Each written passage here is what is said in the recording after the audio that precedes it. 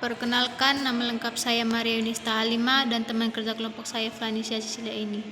Kali ini kami akan menjelaskan tentang perkebunan karet.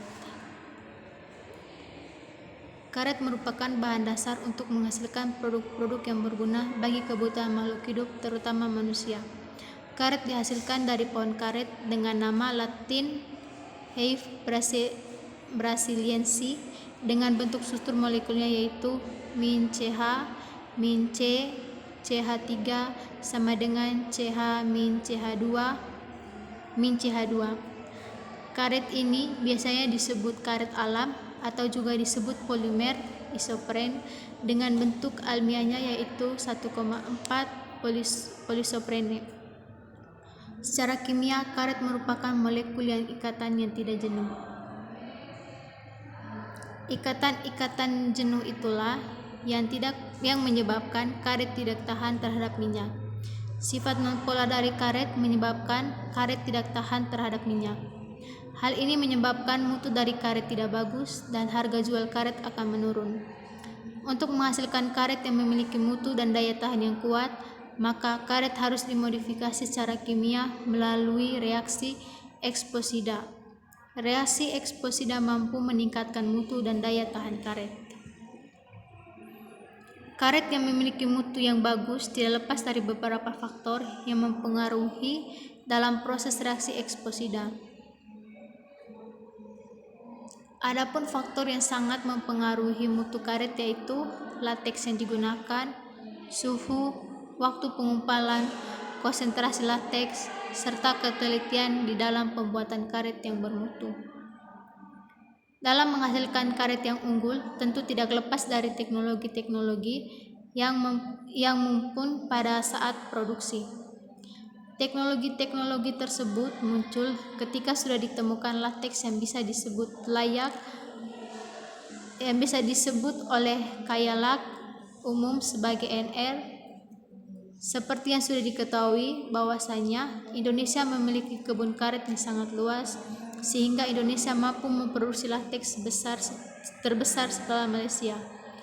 Produk utama karet Indonesia yaitu standar Indonesia Rubber atau disingkat dengan SIR 20.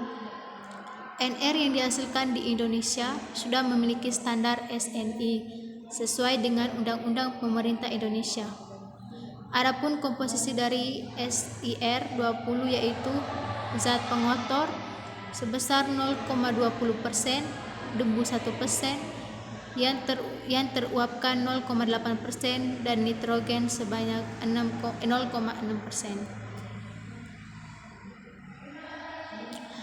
Adapun sifat-sifat karet diantaranya: 1. Memiliki ketahanan suhu yang relatif rendah. 2. Dapat menempel dengan beberapa struktur logam. 3. Tahan terhadap suhu tinggi. 4. Mudah untuk diproduksi. Yang kelima, memiliki kemampuan untuk melakukan isolistrik atau yang sifatnya kondusif. 6. Mampu meredam panas. 7. Mampu meredam suara. 8. Mudah dibentuk. 9. Praktis, dan yang 10 dapat didaur ulang.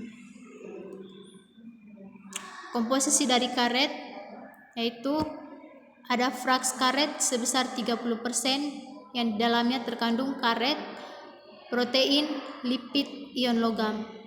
Yang kedua, fraksi free fishing sebanyak 1% yang di dalamnya terdapat karotenoid dan lipid. Yang ketiga, serum sebesar 53% yang di dalamnya terdapat kandungan air, karbohidrat, inositol, protein dan turunannya. Yang ketiga, senyawa nitrogen. Berikutnya asam nukleat dan nukleosida,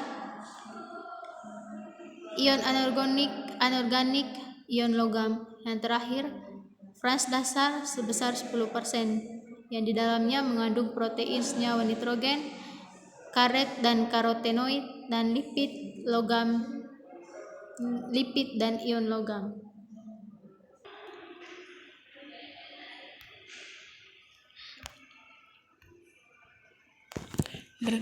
Berikut merupakan proses karet diproduksi. 1. Mula-mula karet disadap pada perkebunan karet. 2. Kemudian getah karet ditampung dan dikumpulkan. 3. Karet dikumpulkan di penampungan sementara. Di sini ada diagram alir perkebunan karet. Yang pertama, lattice kebun on-fagen tank. Yang kedua, tangki sedimentasi. 3. Mesin separator atau disebut centrifuge dibagi menjadi 9 bagian. Yang pertama, tangki campur. Yang kedua, ada juga tangki campur. Yang ketiga, tangki timbang. Yang keempat, tangki penyimpanan.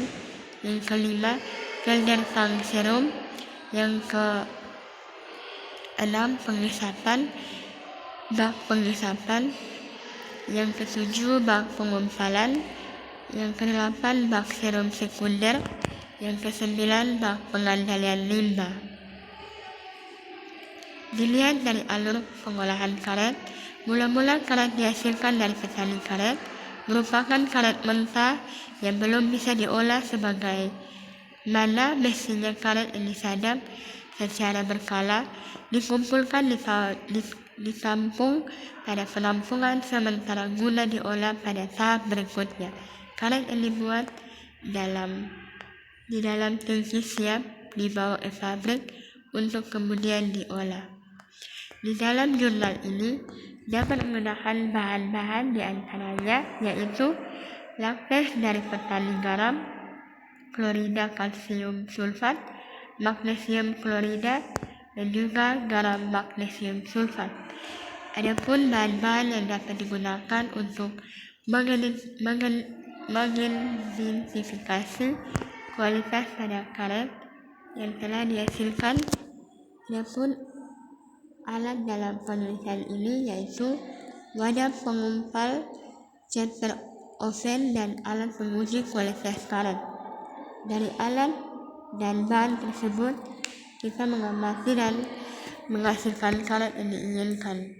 Tahapan-tahapan yang harus diperhatikan yaitu diawali dari proses pengumpalan, lalu dilanjutkan dengan menganalisis mutu dari karet yang diinginkan, dan terakhir diuji mutu pada vulkanisat kompon ACTM 2A. Tahapan demi tahapan harus diproses sesuai urutan tersebut. Pengumpalan bahan dalam pembentukan karet bermutu harus sangat diperhatikan guna mencapai karet yang berdaya saing yang tinggi dan mampu menjadi produk unggulan di Indonesia. Kesimpulan,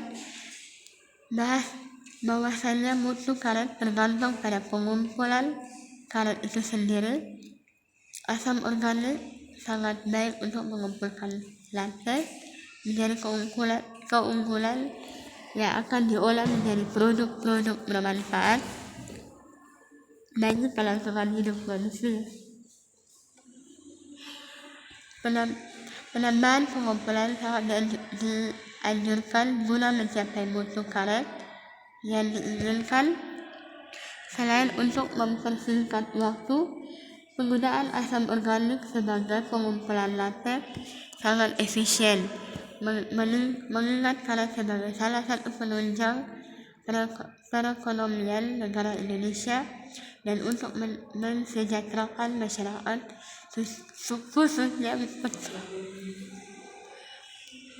khususnya petani karet. Sekian dan terima kasih.